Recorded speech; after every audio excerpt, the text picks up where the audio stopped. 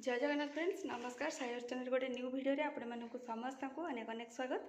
आशा करुँचे आपण मान समस्ते बहुत ही भल थे आम मैंने समस्ते बहुत ही भल अच्छु।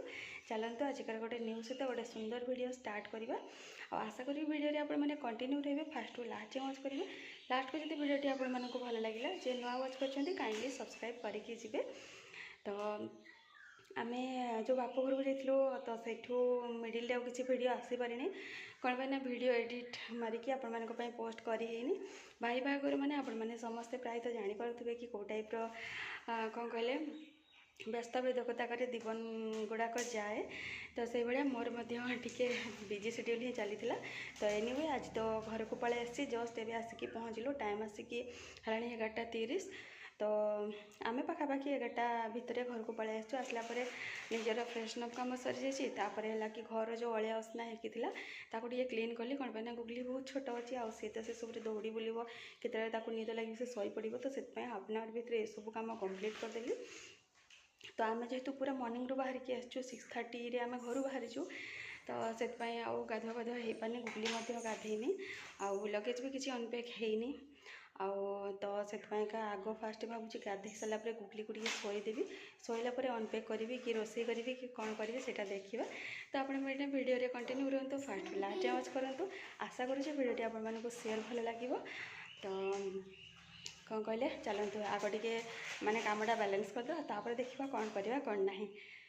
जस्ट घरटा को क्लीन कलापर देखिपे लगेज सब गोटे जगार आणिकी एमती गदा कर बेडटा टिके क्लीन कर देइछि।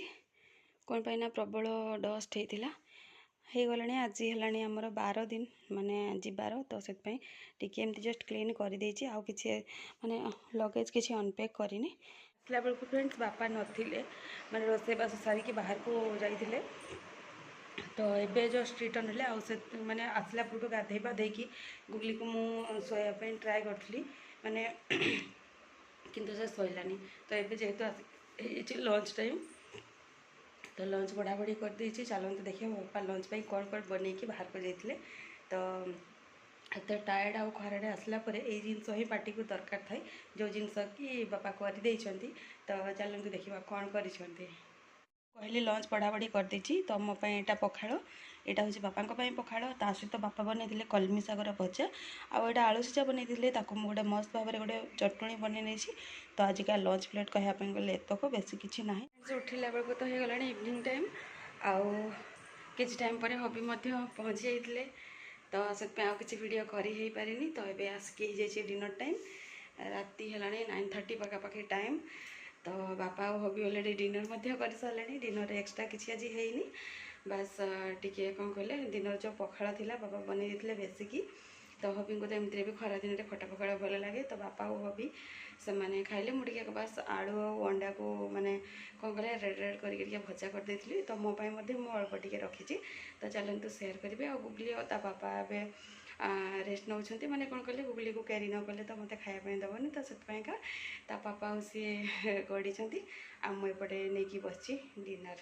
तो चलते देखा डिनर कौन अच्छी कौन अच्छी मो डिनर मो धरिकी बस। तो देखिपे पखाड़ ता सहित अंडा और आलूर रेड रेड भुजिया। तो चलते टिके खाई रेस्ट नवा तो सेमती किसी काम ना प्रबल टायर्ड हबी मध्य जेहेतु इवनिंग रे पहुँचले। तो रेस्ट नवा छड़ा ए किसी काम ना। चलते आज तो ओनली डिनर करके रेस्ट ही नबार अच्छे आउ किसी एक्सट्रा काम ना। तो ये वीडियोटा को ये एंड करवा देखा गोटे नेक्स्ट मॉर्निंग पुणी गोटे नुआ वीडियो सहित से जाके विदा दिंतु। जय जगन्नाथ नमस्कार।